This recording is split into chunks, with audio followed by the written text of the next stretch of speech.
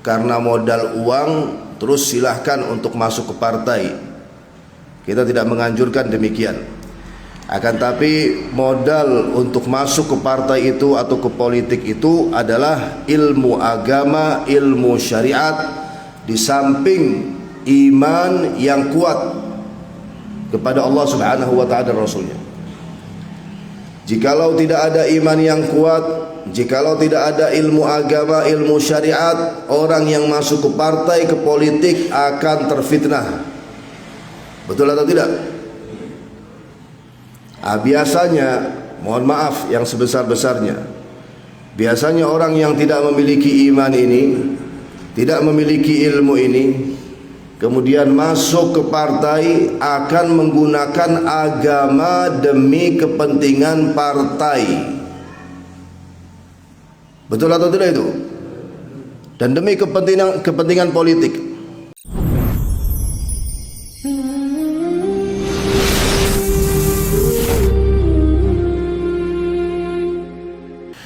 Alhamdulillahi Rabbil Alamin, wa bihi nasta'inu ala umuri dunya wad din, wassalatu wassalamu ala ashrafil anbiya'i wal mursalin Sayyidina wa nabina Muhammadin wa ala alihi wa sahbihi ajma'in, amma ba'd.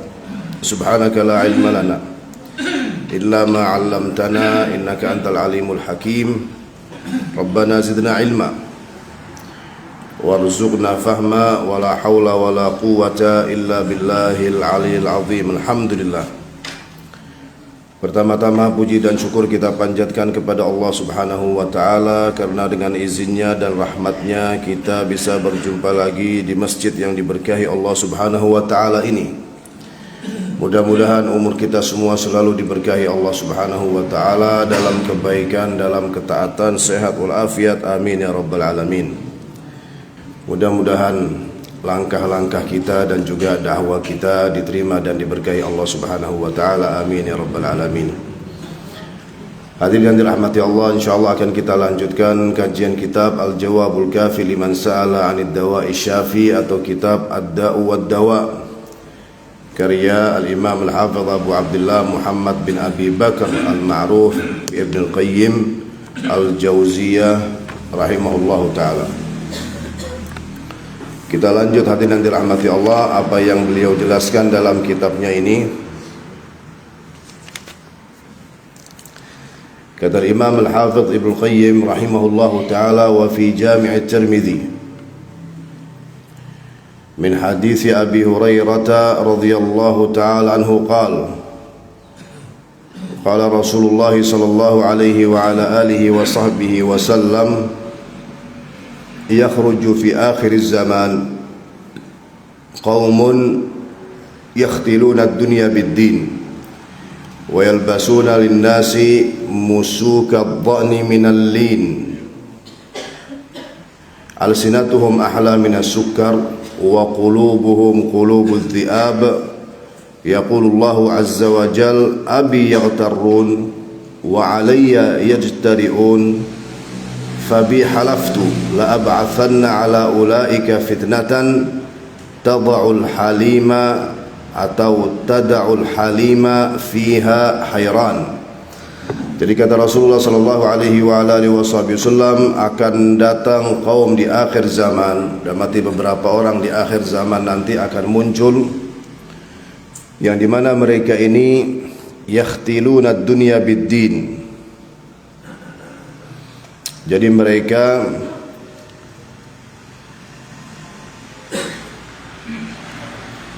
kaum atau orang-orang yang menipu orang lain, yang dimana mereka ini menggunakan agama untuk kepentingan dunia atau untuk mendapatkan keuntungan dunia. Kemudian mereka ini yalbasuna linnasi musuka dhani minal lin. Jadi mereka itu menggunakan pakaian dari kulit domba yang halus Dan ini kinayah, maksudnya adalah pakaian orang-orang yang sederhana atau yang dikatakan dengan pemahaman yang salah, ahli zuhud seperti itu. Jadi dengan penampilan ingin menipu yang lain. Alsinatuhum ahla minas sukar, dan lisan mereka itu lebih manis daripada gula. Maksudnya adalah mereka itu mengucapkan kalimat-kalimat yang zahirnya itu baik dan menarik hati. Akan tapi qulubuhum qulubud dhi'ab, hati mereka dikatakan hati serigala. Maksudnya adalah mereka orang-orang yang jahat. Orang-orang yang jahat. Jadi hanya ingin mengambil kesempatan dalam kesempitan dan menggunakan perkara-perkara agama. Jadi yang mereka jelaskan kepada manusia itu perkara-perkara agama yang berkaitan dengan agama Allah Subhanahu wa taala. Akan tapi tidak ada tujuan dakwah kepada Allah Subhanahu wa taala. Tujuannya apa? Untuk mendapatkan apa? Kepentingan dunia atau keuntungan dunia. Di sini kata Allah Subhanahu wa taala, abi yaghtarrun. Arti abi yaghtarrun kata para ulama, yaghtarruna ay yadhunnuna anna imhalahu lahum, yakni ridahu anhum. Apakah mereka tertipu denganku? Dalam arti apakah mereka itu mengira, ini firman Allah Subhanahu wa taala ya dalam hadits qudsi di dalam Sunnah Nabawiyah. Apakah mereka mengira anna imhalahu lahum yakni ridahu anhum? Apakah mereka mengira bahwa aku tidak menghukum mereka, tidak membinasakan mereka, membiarkan mereka, bahwa itu adalah ridhaku kepada mereka? Jadi mereka itu seperti yang Rasulullah jelaskan, mereka itu menipu manusia, menggunakan agama untuk kepentingan dunia. Terus Allah Subhanahu wa taala tahu mereka, Allah Subhanahu wa taala mengenal mereka, mereka kemana-mana. Akan tapi sama Allah Subhanahu wa taala mereka itu tidak dibinasakan, tidak dihancurkan, tidak dikasih hukuman ini, tidak dikasih hukuman itu. Itu bukan maknanya bahwa Allah Subhanahu wa taala membiarkan mereka terus Allah Subhanahu wa taala ridha kepada mereka. Jelas itu ya? Itu maknanya. Abi yaghtarun wa alayya yajtari'un, dalam arti wa yajtari'un 'alal ma'siyah. Jadi mereka itu memberanikan diri untuk bermaksiat kepada Allah Subhanahu wa taala dengan maksiat yang besar ini. Apa maksiat mereka itu hadirin yang dirahmati Allah? Menggunakan agama untuk kepentingan apa? Untuk kepentingan dunia. Fabi halaftu, jadi aku bersumpah kata Allah Subhanahu wa taala, la ab'atsanna ala ulaika fitnatan tad'ul halima fiha hayran. Aku bersumpah bahwa aku akan menimpakan kepada mereka fitnah dari mereka sendiri, dari perbuatan mereka atau hasil daripada perbuatan mereka itu, yang akan membuat orang yang halim, orang yang santun itu kebingungan. Maksudnya fitnah yang dahsyat yang akan menimpa agama mereka sendiri. Mereka menjual agama Allah Subhanahu wa taala dengan kepentingan apa? Kepentingan dunia. Oleh karenanya barakallahu bil jami', tidak apa-apa untuk seseorang masuk ke dalam partai dengan tujuan yang baik. Dengan tujuan yang apa? Yang baik. Akan tapi enggak setiap orang bisa ya. Kita juga tidak menganjurkan untuk semua orang itu karena modal uang terus silahkan untuk masuk ke partai.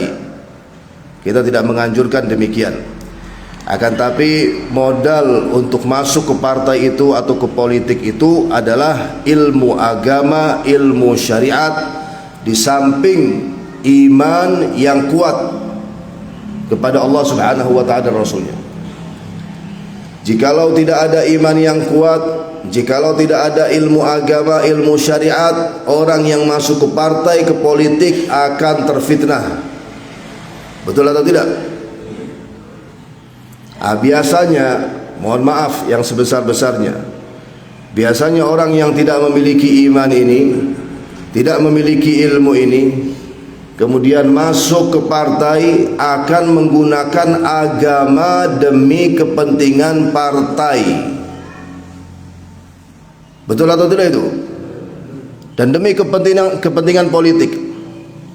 Apalagi nanti di waktu-waktu tertentu muncul, waktu Maulid muncul, waktu Isra dan Mi'raj muncul, waktu ada momen ini muncul. Ya, kita bukan suudzon. Ini permainan yang sudah diketahui oleh semua, bahwa maksudnya itu bukan ingin mendekatkan diri kepada Allah Subhanahu wa taala dengan acara tersebut, ingin mendekatkan diri kepada manusia agar dipilih. Nanti kalau dipersilahkan untuk ngomong dia berkaitan dengan agama, berkaitan dengan umat dan lain sebagainya, itu tidak boleh seperti itu, haram hukumnya. Intinya, siapapun orangnya yang menggunakan agama untuk kepentingan dunia, Allah Subhanahu wa taala bersumpah bahwa orang tersebut akan ditimbakan fitnah oleh Allah Subhanahu wa taala sebagai hukumannya, dan itu di dunia. Maksudnya apa? Agama orang tersebut akan semakin terfitnah. Jadi akan semakin bingung dia, akan semakin tidak mendapatkan arah yang jelas, yang benar-benar menuju kepada jalan Allah Subhanahu wa taala. Jelas hadirin yang dirahmati Allah. Begitu juga nasihat untuk para dai, para ustadz di Indonesia ini. Jangan ngasih tarif kalau dipanggil untuk ceramah itu. Ini sampai-sampai ada tarifnya sekian, bahkan ada kantornya, ada sekretarisnya. Loh, ini perusahaan minyak lah. Ini aneh Pak, di negeri ini Pak. Nah ya, ini apa? Ente kalau mau bisnis ya akhi, jazakallah khair. Jual beli, mungkin ada keuntungan ini, ada keuntungan itu, punya uang lebih.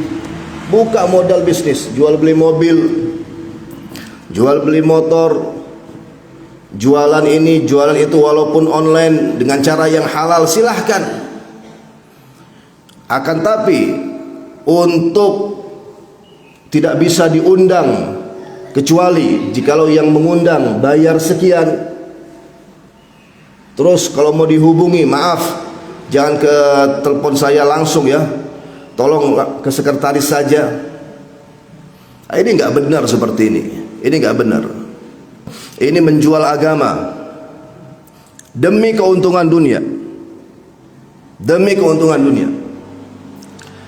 Kecuali begini ya, ini yang kita lihat begini, hadirin yang dirahmati Allah. Kan kita kemarin juga keliling ke beberapa negeri juga gitu. Betul ada ulama-ulama besar Pak, ada ulama-ulama besar, ulama-ulama besar. Terus dia ini sudah umur juga. Kemudian dia punya pondok yang dalam arti santrinya itu puluhan ribu. Punya kesibukan ini, punya kesibukan itu. Ulama yang seperti ini untuk memiliki sekretaris wajar. Betul atau tidak hadirin dirahmati Allah? Supaya dibantu gitu. Mungkin nggak bisa untuk orang menemuinya karena waktunya yang terbatas, kesibukannya, dan juga faktor kesehatan dan lain sebagainya. Tapi kalau ini masih muda dan juga kesibukannya itu bukan dalam arti memakan waktu 24 jam baginya, intinya masih bisa lah untuk menerima telepon, untuk merespon dan lain sebagainya, itu masih bisa. Wong HP itu di tangannya. Jelas atau tidak hadirin yang dirahmati Allah? Sementara ulama-ulama tersebut tidak megang HP. Ada Pak beberapa ulama besar, masya Allah, tidak megang HP. HP itu nggak ada di tangannya, di kantongnya itu nggak ada HP, sama sekali nggak ada HP. Yang megang HP, siapa HP itu? Sekretarisnya. Ini wajar. Tapi kalau si ustaz itu dia sendiri yang megang HP, dia sendiri yang buka TikTok, dia sendiri yang ngelihat Instagram, ngelihat ini, ngelihat itu. Tapi kalau ada orang yang telepon, maaf, telepon ke sekretaris, ini sombong namanya. Jangan menjual agama demi kepentingan dunia atau keuntungan dunia. Ini direkam dan mudah-mudahan tersampaikan ke semua para ustadz yang bergaya seperti itu. Biasa-biasa sajalah. Biasa-biasa saja. Dekati umat dengan cara yang baik. Berdakwah di jalan Allah Subhanahu wa taala dengan cara yang baik. Jikalau ada pemberian dari mereka diterima tanpa meminta, tanpa ada tarif tertentu. Yang penting balasan dan jaza dari Allah Subhanahu wa taala, itu yang kita harapkan secara khusus di akhirat nanti. Jelas hadirin yang dirahmati Allah. Kemudian di sini Imam Ibnu Qayyim rahimahullahu taala menjelaskan, wa dzakara Ibnu Abi Dunya min hadits Ja'far bin Muhammad an abihi an jaddihi qala Ali radhiyallahu taala anhu, yati 'ala an-nasi zamanun la yabqa min al-islami illa ismuhu wala min al-Qur'ani illa rasmuhu masajiduhum yawma idzin 'amirah wa hiya kharabun minal huda ulama'uhum syarrun man tahta adimis sama minhum kharajatil fitnah wa fihim ta'ud. Di sini kata Sayyidina Ali radhiyallahu taala anhu, dan apa yang beliau ucapkan ini yang akan kita sampaikan ini hukumnya hukum marfu' ya.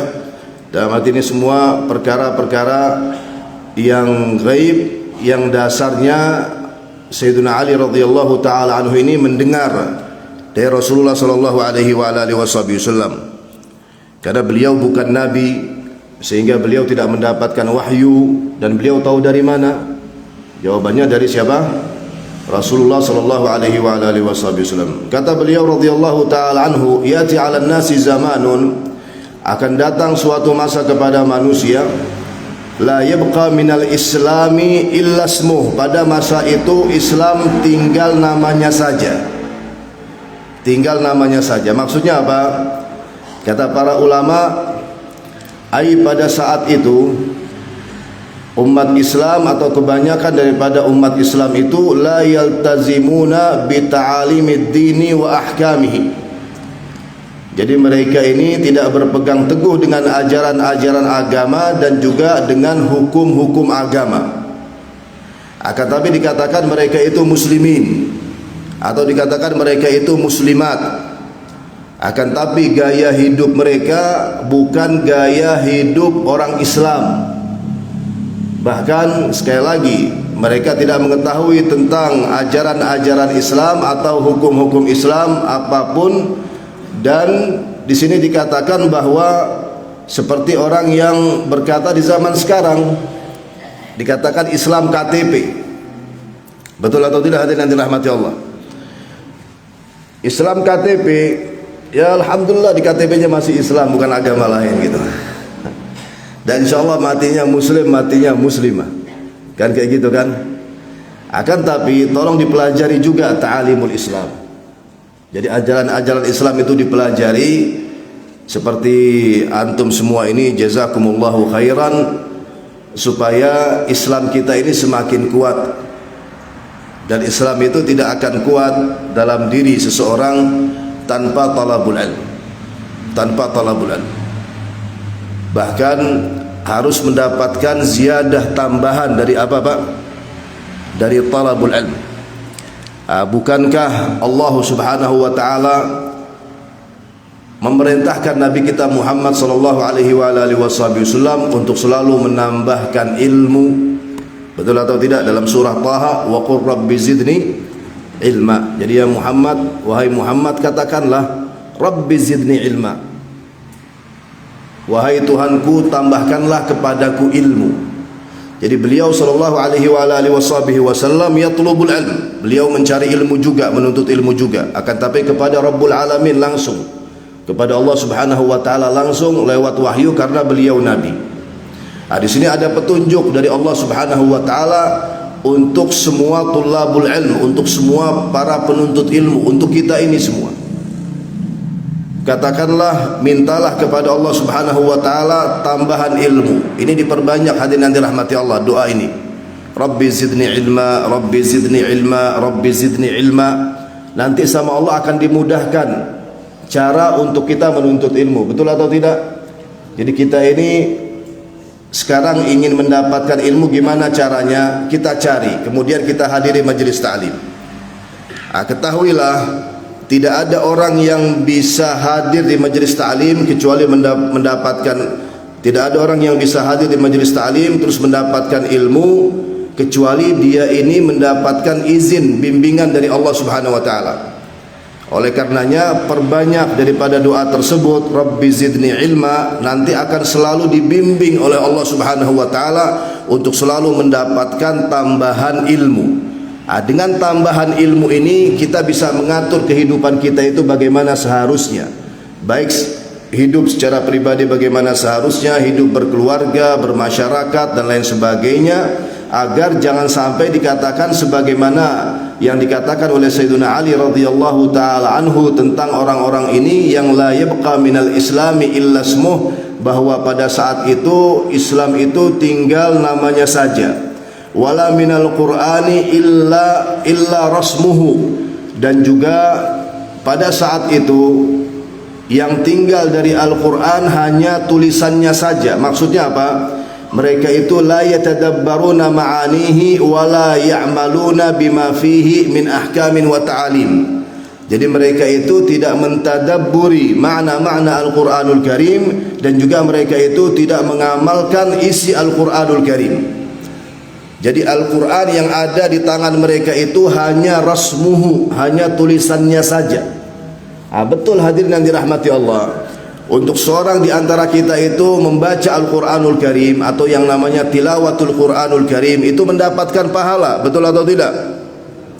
Bahkan kata Rasulullah sallallahu alaihi wasallam, la aqulu alif lam mim harfun.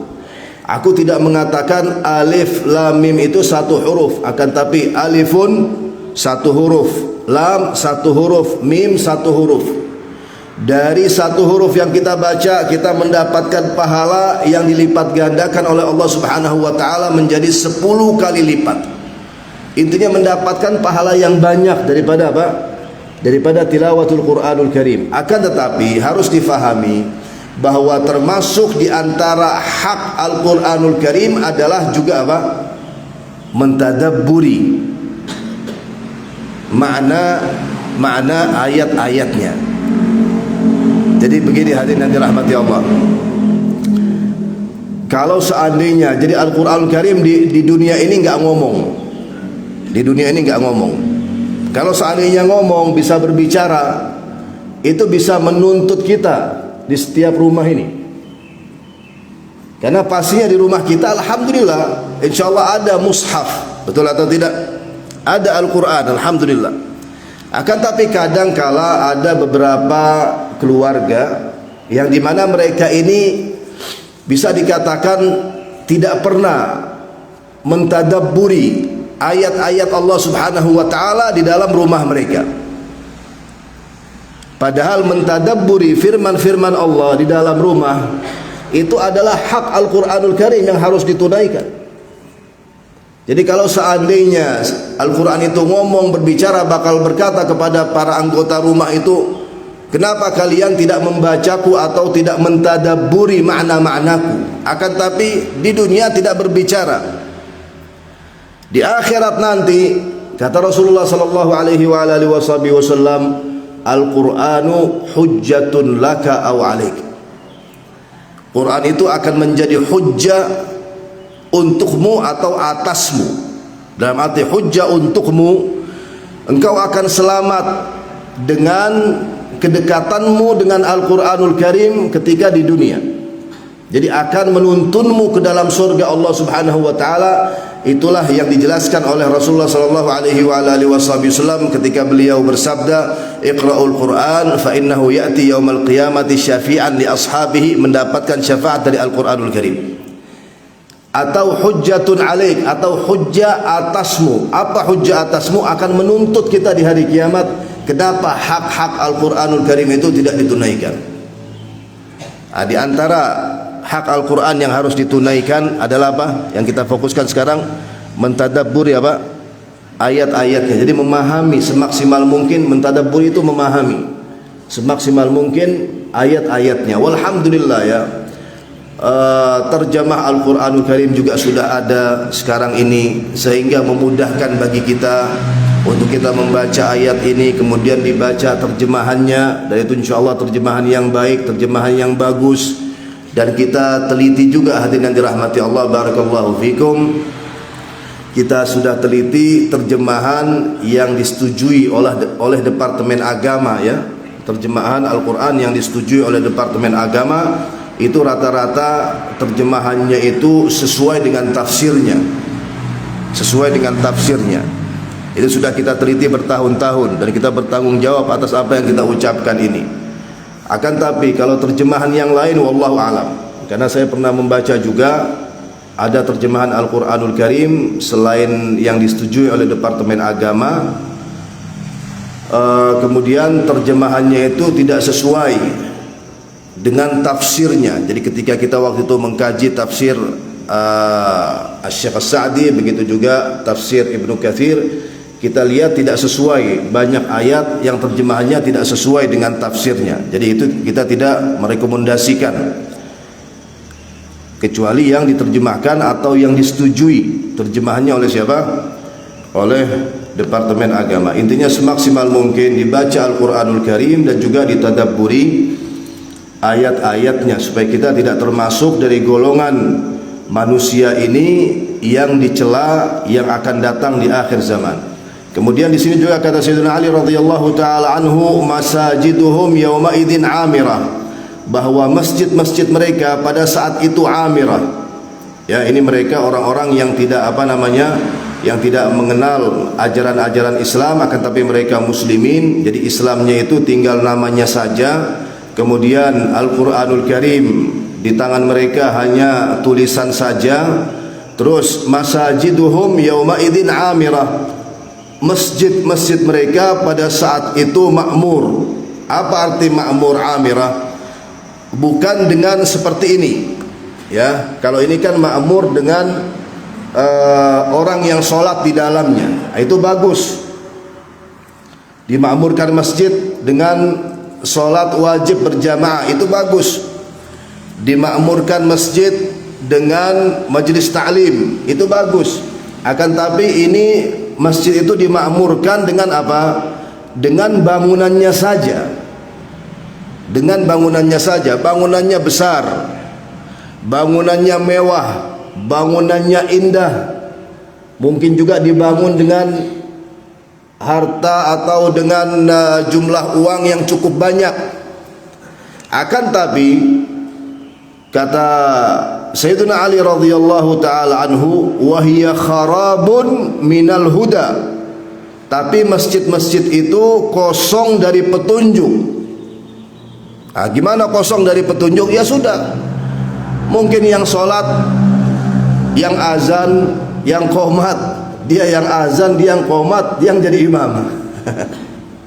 Dia yang jadi makmum juga. Satu orang itu Pak, dia yang azan, dia yang qomat, dia yang jadi imam, dia yang jadi makmum. Intinya sholat sendirian maksudnya. Dia mau bilang ke siapa coba? Istau tarasu wa'tadilu, luruskan dan rapatkan shaf. Siapa enggak ada makmumnya? Walaupun azan subuh sekarang ini kan Masya Allah sekitar jam 3 lewat berapa, 50 berapa, intinya sebelum jam 4 itu sudah azan subuh, tapi tetap makmur, walhamdulillah. Begitu juga kemarin ya, kemarin di mana, di Jakarta, kita juga sempat ke Jakarta. Kemudian ada salah satu acara yang kita hadiri, undangan Majelis Ulama Indonesia Jakarta Pusat bersama Bapak Yusuf Kala, dan juga di situ ada ulama dari Yaman yang datang, yaitu Habib Umar bin Hafidh hafizahullah taala. Dan pertemuan waktu itu di Taman Mini, kumpul semua kelompok, intinya semua ormas, alhamdulillah. Tapi di situ ada sebelumnya dalam beberapa hari itu ada kajian subuh atau darsul fajr setiap ba'da subuh di Masjid Istiqlal. Itu Masya Allah Pak, Masya Allah Bu, full Masjid Istiqlal itu. Umat Islam sholat subuh berjamaah di Masjid Istiqlal, kemudian menghadiri kajian bersama-sama. Nah, ini kan suatu yang membanggakan, hadirin yang dirahmati Allah. Suatu yang membanggakan. Memang seperti itu kekuatan umat Islam. Jadi kekuatan umat Islam itu jikalau mereka pertama bersatu padu, kemudian bersama-sama melaksanakan sholat subuh berjamaah. Jadi jamaah sholat subuh itu seperti jamaah sholat Jumat. Nah, ini hadirin yang dirahmati Allah, yang membuat musuh-musuh Islam itu semakin takut terhadap umat Islam.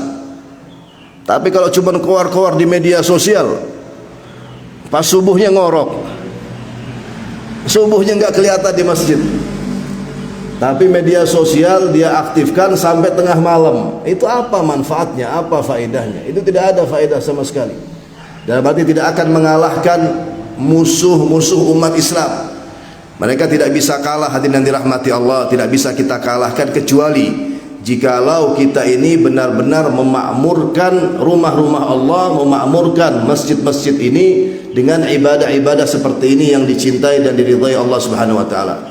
Di situ akan datang kemenangan, hadirin yang dirahmati Allah. Dan semua para mujahidin dan sebelumnya Nabi kita Muhammad sallallahu alaihi wasallam setiap habis sholat subuh itu beliau ngecek, secara khusus habis sholat subuh itu beliau pandang sahabat-sahabatnya, siapa yang hadir dan siapa yang tidak hadir. Dan pastinya orang-orang munafik tidak pernah hadir dalam sholat subuh berjamaah bersama Rasulullah sallallahu alaihi wasallam. Alhamdulillah mereka tidak hadir karena mereka dasarnya memang bukan orang-orang Islam. Jadi mereka itu seperti yang sudah kita sampaikan berkali-kali, mereka itu menampakkan keislaman mereka, akan tapi hati mereka, batin mereka menolak syahadat Allah ilaha illallah wa anna Muhammadan Rasulullah. Jadi hadirin yang dirahmati Allah, jikalau masjid-masjid itu dimakmurkan dengan ibadah-ibadah yang dicintai dan diridhai Allah Subhanahu wa taala, itulah perkara yang baik, perkara yang bagus, perkara yang dipuji. Akan tapi kalau masjid itu makmur atau indah atau mewah hanya dari segi bangunan saja, maka itu termasuk dari perkara yang dicela. Kemudian kata Sayyidina Ali radhiyallahu taala anhu, ulama'uhum syarru man tahta adimis sama. Ulama-ulama mereka pada saat itu adalah seburuk-buruk orang yang tinggal di bawah kolong langit, seperti yang disampaikan oleh Rasulullah sallallahu alaihi wasallam di hadis yang sebelumnya. Kenapa dikatakan mereka adalah orang-orang yang buruk, padahal mereka itu secara zahir para ulama, dan Rasulullah menjelaskan di hadisnya bahwa al ulama itu warathatul anbiya, para ulama itu pewaris para nabi. Akan tapi di sini kata Sayyidina Ali dari perkataan beliau yang dasarnya adalah hadis Rasulullah, bahwa pada saat itu di zaman tertentu itu ulama-ulama mereka adalah seburuk-buruk orang yang tinggal di bawah kolong langit. Jawabannya adalah karena mereka menjual agama demi kepentingan apa? Kepentingan dunia. Minhum kharajat al-fitnah wa fihim ta'ud. Dari mereka akan keluar fitnah dan kepada mereka fitnah itu kembali. Jadi fitnah yang mereka sampaikan kepada yang lain seperti itu, mereka menjual agama Allah dengan kepentingan dunia, kemudian Allah Subhanahu wa taala akan menimpakan fitnah dalam agama mereka sendiri. Yang selanjutnya hadirin yang dirahmati Allah, di sini Al-Imam Ibnu Qayyim rahimahullahu taala mengutip perkataan Abdullah bin Mas'ud. Qal an Abdurrahman bin Abdullah bin Mas'ud an abihi, dapati dari Abdurrahman bin Abdullah bin Mas'ud dari ayahnya yaitu Abdullah bin Mas'ud radhiyallahu taala anhu, beliau berkata, idza dhahara az-zina war riba fi qaryatin adzina Allahu azza wa jalla bihalakiha. Dari juga perkataan Abdullah bin Mas'ud, dasarnya adalah hadis Rasulullah ya. Idza dhahara az-zina war riba fi qaryah, jikalau zina dan riba telah nampak di sebuah negeri, adzinallahu azza wa jalla bihalakiha, maka Allah subhanahu wa ta'ala akan menghancurkan negeri tersebut. Ini hati-hati, diwaspadai, barakallahu fikum. Secara khusus dua maksiat ini, dan ini minal kabair, yaitu zina dan apa? Zina dan riba.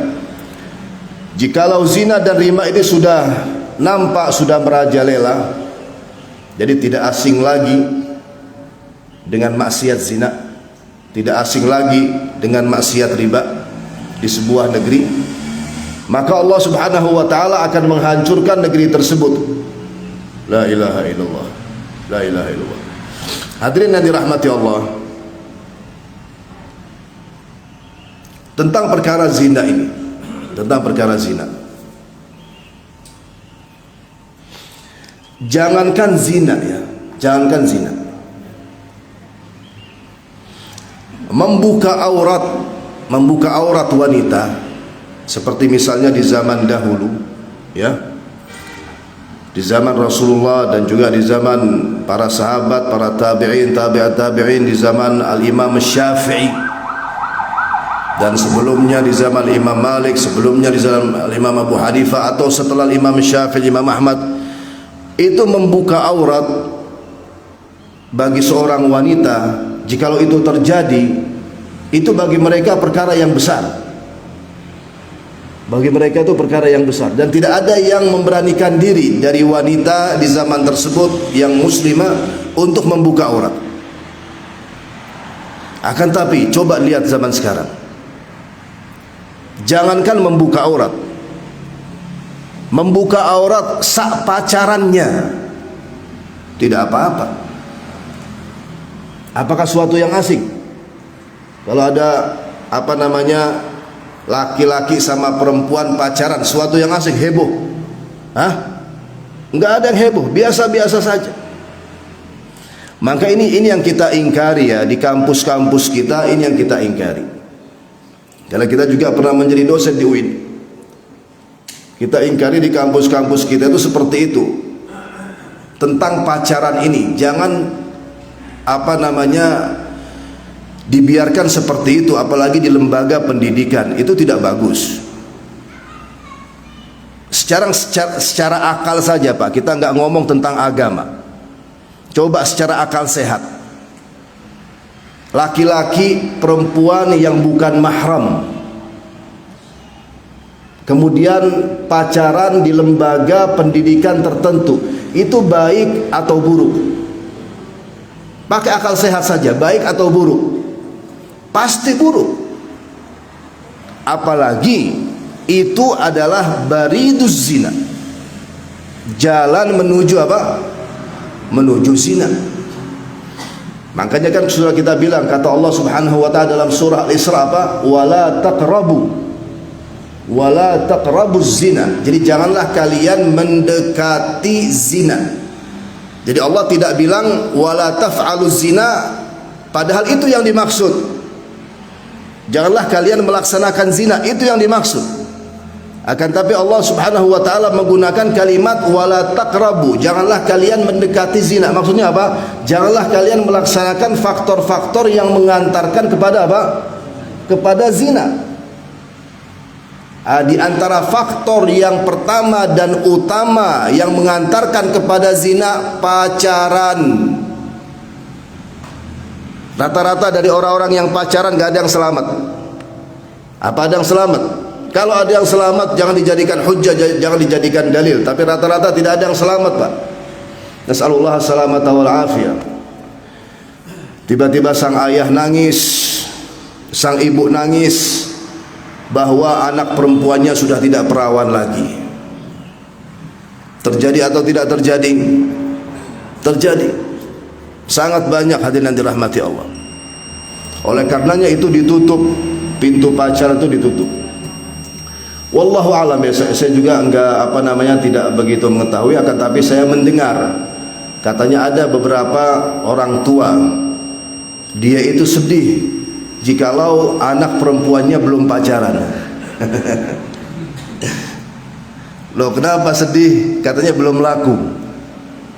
Jadi kalau anak perempuannya sudah punya pacar, bangga dia. Bahkan kalau pacar anaknya datang ke rumah dijamu, udah kayak menantunya. Padahal bukan menantunya dan belum menjadi menantunya.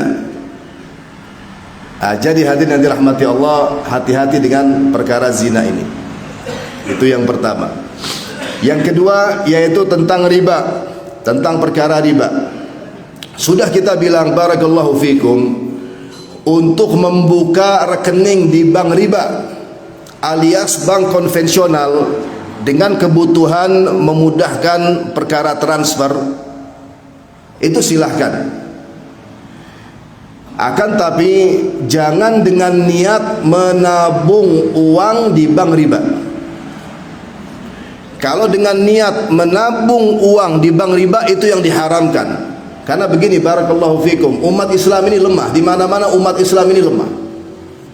Dan yang menguasai ekonomi global itu bukan umat Islam. Ya sudah, sekarang ini pakai sistem mereka. Di mana-mana pakai sistem mereka. Dan semua bank yang ada, hatta bank syariat ya, bank syariat ini, bank syariat itu induknya bank riba. Akan tapi alhamdulillah akhafud dararain dikatakan oleh para ulama. Jadi keberadaan bank syariat itu dikatakan darar yang paling ringan daripada nggak ada sama sekali. Dan akadnya antara nasabah, antara bank syariat dengan bank nasabah, antara bank syariat dan nasabah itu akadnya itu akad mudharabah. Itu yang kita sudah selidiki. Intinya itu akadnya akad mudharabah, walaupun kadang-kala mereka tidak menjelaskannya dengan detail. Intinya yang datang ke situ mau buka rekening, tanda tangan, itu tertulis di situ akadnya itu akad mudharabah. Itu yang kita ketahui dan itu disyariatkan. Akan tapi bank syariat nggak bisa berdiri sendiri. Tanpa bank riba mati. Karena bank riba itu yang paling kuat alias bank konvensional di mana-mana. Dan mudah-mudahan ekonomi umat Islam semakin kuat sehingga mereka itu bisa benar-benar mandiri dalam perkara ekonomi ini. Jadi hadirin yang dirahmati Allah, tentang riba ini itu juga harus diwaspadai. Itu harus diwaspadai. Yang namanya bunga itu riba. Yang namanya bunga itu riba, akan tapi dihias dengan kalimatnya yang bagus, dikatakan bunga. Intinya ada ziyadah atau ada tambahan. Padahal itu hakikatnya apa? Itu hakikatnya riba. Kemudian juga diwaspadai membeli rumah, membeli apapun ya, rumah, motor, mobil, kendaraan secara umum dengan akad riba. Itu jangan sampai terjadi. Itu jangan sampai apa? Jangan sampai terjadi. Jadi untuk untuk jual beli kredit alias bit taksid, dikatakan bit taksid dalam dalam fikih muamalat, itu disyariatkan. Boleh beli rumah kredit, boleh beli motor kredit, boleh. Akan tapi tanpa akad riba. Apa maksudnya tanpa akad riba? Jikalau telat nanti ada denda. Kalau ada denda, ada tambahan. Betul atau tidak, Pak? Itu tambahan dari mana? Itu tambahan gara-gara denda. Itu riba. Jadi begini, jual beli itu ada dua. Ada naqdan, cash, kontan. Ada yang bitaksid, kredit. Kenapa yang bitaksid, yang kredit ini disyariatkan, dibolehkan? Mimbabit ta'awun, agar ada unsur saling tolong menolong. Ada unsur apa? Saling tolong menolong. Dia kesian nggak bisa beli kalau cash, kalau kontan nggak bisa beli, nggak ada duit. Bisanya dicicil. Bisanya dicicil. Silahkan untuk kredit atau dicicil. Silahkan. Berarti dibantu kan? Berarti dibantu kan? Yang membantunya itu dapat pahala. Si penjual itu dapat pahala, tapi dia nggak mau pahala, maunya duit. Ente telat, dendanya sekian. Ya nggak boleh seperti itu. Ada tambahan di sini, maka dikatakan tambahan itu dikatakan riba, itu yang diharamkan oleh Allah Subhanahu wa taala dan Rasulnya. Begitu juga dalam semua hutang piutang, jikalau ada tambahannya itu juga riba. Kullu qardin jarra naf'an fahuwa riba. Hutang piutang yang ada tambahannya, apalagi ngutang ke bank. Ngutang ke bank bayarnya sama tak? Apa ada tambahan, Pak? Ngutang ke bank 200 juta, kira-kira bayarnya sama gak? 200 juta juga apa ada tambahan? Tambahan itu riba. Jelas itu ya. Begitu juga yang namanya hutang piutang. Ya, sudah kita bilang itu dibolehkan, disyariatkan juga dari segi ta'awun. Itu termasuk daripada wa ta'awanu 'alal birri. Hendaklah kalian saling tolong menolong dalam kebaikan. Orang yang enggak punya uang mau hutang, kasih, pinjemin. Dan memang betul harus ada tempo, kan seperti itu kan, harus ada tempo. Sampai kapan mau dibalikin, kemudian itu juga harus ditulis dan lain sebagainya. Dan juga afdolnya kalau ada saksi, dan itu juga harus dikembalikan. Akan tapi bukan maknanya dia itu mengambil keuntungan lebih dari hutang piutang itu. Jikalau ada keuntungan lebih, ada tambahan dari hutang, maka itu adalah riba. Intinya hadirin yang dirahmati Allah, di hadis yang sahih yang di Musnad Imam Ahmad, kata Rasulullah sallallahu alaihi wasallam, barang siapa yang memakan hasil riba, barang siapa yang memakan hasil riba, atau dirhamun riba, kata Rasulullah, dirhamun riba, 1 dirham hasil riba, ya'kuluhur rajul wa huwa ya'lam, yang dimakan oleh seseorang dan dia mengetahui bahwa itu hasil riba, maka itu asyaddu alaihi min sittatin wa thalathina zaniya, hukumannya lebih berat daripada 36 kali zina. 1 dirham maksudnya apa? Maksudnya uang dengan jumlah yang sedikit. Jangankan jangankan ratusan juta atau puluhan juta atau berapa juta. Sedikit, Pak. Sedikit. Jumlahnya sangat sedikit. Tapi hasil riba, terus dia gunakan, selalu dia seperti itu. Dia gunakan untuk beli ini, dia gunakan untuk beli itu, belanja ini, belanja itu, dari hasil riba yang sedikit itu. Nah, itu 1 kali ia berbuat seperti itu, maka hukumannya kata Rasulullah lebih berat, asyad, bukan sama, lebih berat daripada hukuman orang yang 36 kali zina. Mau lari kemana dari Allah di hari kiamat? Mau lari kemana dari Allah di hari kiamat? Di dunia mungkin dia bisa menjelaskan tapi kan kayak gitu kan. Terus di hari kiamat mau bilang apa sama Allah Subhanahu wa taala? Jelas hadirin yang dirahmati Allah. Kita juga ya, kalau nggak ada kepentingan, kita buka rekening di salah satu bank konvensional. Kalau nggak ada kepentingan untuk kebutuhan transfer, nggak bakal kita buka. Akan tapi mau nggak mau kita buka, gara-gara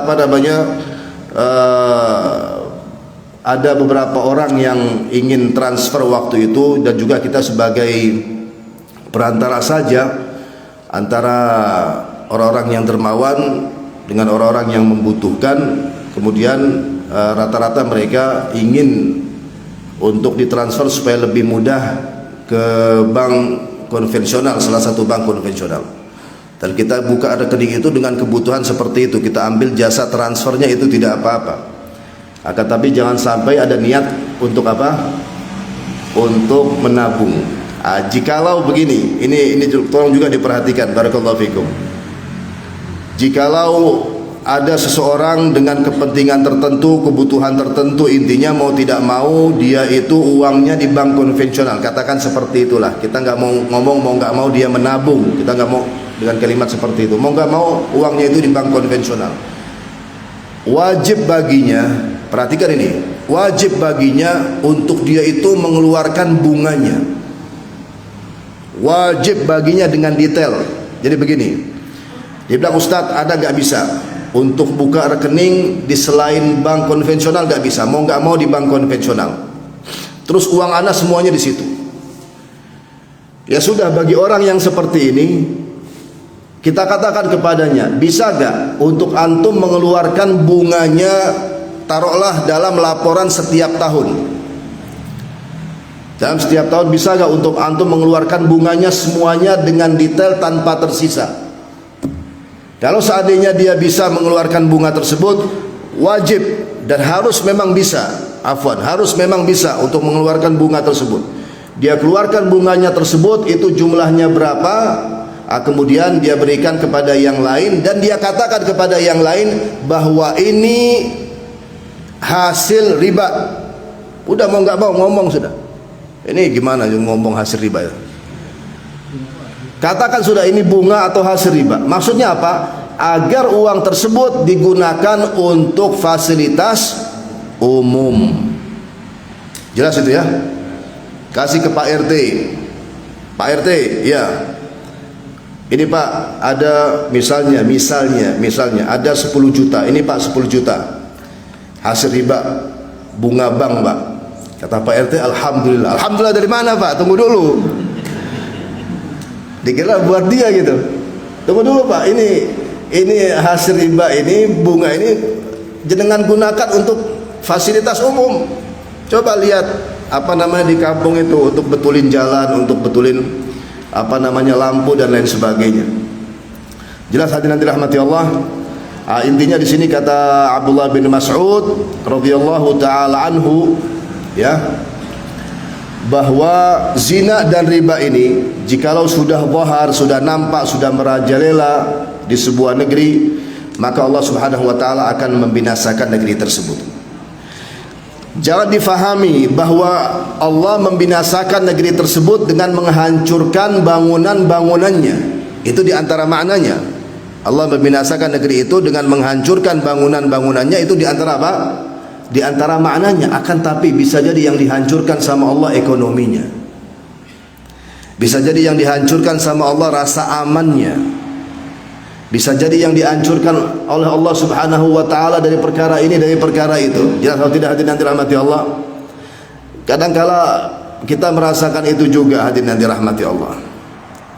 Kadangkala kita ini bertanya-tanya juga, kenapa ya kok umat Islam ini disuruh bersatu kok susah amat? Ingin bersatu padu ini di atas agama Allah Subhanahu wa taala dengan satu tujuan misalnya, kok susah ya? Ini sebabnya apa? Maksiat apa yang merajalela ini kira-kira? Enggak taunya kita lihat di sini maksiat zina dan juga maksiat apa? Maksiat riba. Nasallallahu salamata wal afiyah. Ya Allah, ya Allah. Bahkan sampai-sampai wal a'yadu billah tentang zina ini dengan cara online loh. Itu bisa. Ya apa coba? Jadi dengan cara yang sangat mudah gitu, sudah dimudahkan sama mereka gitu. La haula wala quwwata illa billah. Mudah-mudahan Allah Subhanahu wa taala melindungi kita, melindungi keluarga kita, melindungi anak-anak kita, putra-putra kita, putri-putri kita. Begitu juga mudah-mudahan Allah Subhanahu wa taala melindungi negeri ini dan juga semua umat Islam dari berbagai macam musibah, dari berbagai macam bencana, dari berbagai macam hukuman atau laknat dari Allah Subhanahu wa taala. Amin ya rabbal alamin. Mungkin ini hadirin dan dirahmati Allah yang bisa saya sampaikan pada pagi hari ini. Mudah-mudahan dari apa yang kita dengar, dari apa yang kita fahami ada manfaatnya untuk kita semua di dunia dan juga di akhirat nanti. Wallahu taala a'lam wa sallallahu wasallam ala sayyidina wa nabiyina Muhammad wa ala alihi washabihi ajmain. Alhamdulillahi rabbil alamin. Kafaratul majlis. Subhanakallahumma wa bihamdik asyhadu an la ilaha illa anta astaghfiruka wa atubu ilaik. Wassalamu alaikum warahmatullahi wabarakatuh.